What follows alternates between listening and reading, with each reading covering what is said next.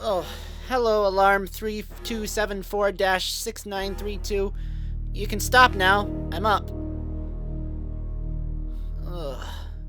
Oh, hello, camera 62. Good morning. Wait, your recording light is on. Why am I being recorded? Isn't this against my rights? I am recording you so that you may film your next YouTube review. Oh, right. Hey guys, so I'm stuck here in YouTube reviewer's prison because I neglected to watch and review Wonder Woman 1984 last week. I tried. I really did. I just couldn't get even halfway through. It was so dull. Maybe I'll finish it someday, but I'm afraid if I try to review it, I'll just fall asleep. Let me know, guys, did it get any better? Being in prison, though, gave me a lot of time to think about who I am. More importantly, though, there's TV in here, so I watched Revolution of the Daleks, the 2021 Doctor Who New Year special, and that's what I'm going to review today.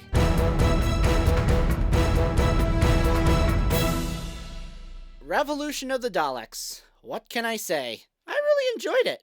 It was overall a pretty good episode of Doctor Who. Not perfect, but a lot of fun. I have to say, I like how Chibnall doesn't just bring in old monsters and do the same thing we've seen a dozen times. He always, at least so far, tries to do something new with them. Some would probably say that it borrows heavily from Power and Victory of the Daleks, and I guess there is an element of that with the humans thinking they can use the Daleks for good, but I think it's new enough with this time around, the humans building the Daleks from examining the scout from Resolution, that it doesn't feel like a retread.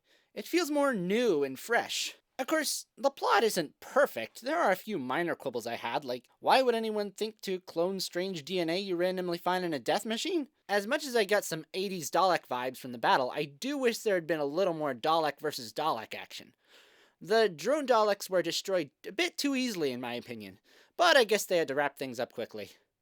Would have liked to have spent a little more time on that, but that's okay. As for the resolution, well, even though it was kinda quick, and when you think about it kinda simplistic, it didn't feel like just a convenient plot device like it could have. Maybe it was the cool visuals of the Daleks flying into the TARDIS. Seriously, that was pretty awesome. Or maybe the cool visual of the TARDIS folding in on itself, or maybe both. But for some reason, it's worked for me. Poor TARDIS, by the way, having to sacrifice itself to defeat the Daleks. Let us have a moment of silence. Okay, that's enough. On to the cast. Starting with Mandip Gill as Yaz. I like that they are giving her more to do, which is good, considering she is the only one who is continuing into the TARDIS in the next series. I like how eager she was to be the first one to jump into things, continuing her character arc that started last year. Fits with her character as someone who was lost and depressed and then found the Doctor and saw the universe. She wants more and doesn't want to give it up yet. There's a lot more to see out there, and she wants to see it. That's how I'd be too. Tosin Cole is Ryan. Nothing spectacular in the writing, but as always, he did a good job with what he was given, and his character arc did make sense and ended up pretty much where I thought it would based on what happened last season, particularly in Can You Hear Me? Bradley Walsh as Graham is always the standout character for me. Unfortunately, he didn't seem to get much to do in this particular episode, which was a shame since it was his last. Speaking of which, I kinda wish that they had given him a better reason for leaving the TARDIS other than just not wanting to miss out on his grandson's life, but it works with his character, so that's fine. And I love the epilogue they gave them at the end. John Barrowman as Captain Jack is always fun, and I'm glad they decided to include him. I do wish in his rescue of the Doctor we could have found out a bit more of why he was there, other than just a line about how he said he would be there if she ever needed him. What, does he have omniscience now? I'm sure there's a good explanation and he heard about it somehow, and I guess we don't need it. I just seemed a little odd to me, and I would have liked it. Also, I'm not sure what the point of her even being in prison was if he was going to break her out so soon in the episode. Was it just for a good cliffhanger? I guess it gave her time to think, so that was good. Oh, and Graham's reaction to the Silver Fox comment? Priceless.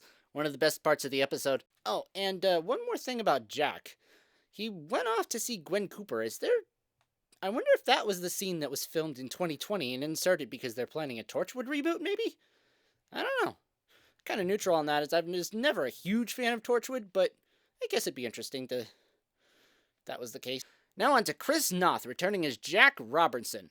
He was alright last time, but they made him even better this time around as the evil businessman. And he had some nice one-liners. I kinda hope we see more of him in the future. Now on to Jodie Whittaker as the Doctor. Well, Jodie did a good job as always, and I have to say the writing improves a little bit over time. My problem with her character has always been that she seemed a bit one note. She's too hopeful, too happy. But now they're starting to give her a little more depth, and I like it, and I hope it gets even better in the future. Overall, I'd say this episode really shows that Chibnall is getting better. The era is improving. I'd give it a solid 7.5 out of 10. I can't wait to see how the series continues on from here. We also got casting news once the episode's finished. Comedian John Bishop will be joining the TARDIS for Series 13. I can't really comment on this too much as I'm not at all familiar with who he is, but I liked the clip they put out introducing him. His friend reading the horoscope saying that the color blue and the letter D would be important in the new year and 13 is his lucky number was clever. Can't wait to see what his character is like, called Dan apparently. Well, what did you guys think of the episode? Let me know in the comments below. And until next time, I will see you later. I hope I get out of this prison soon.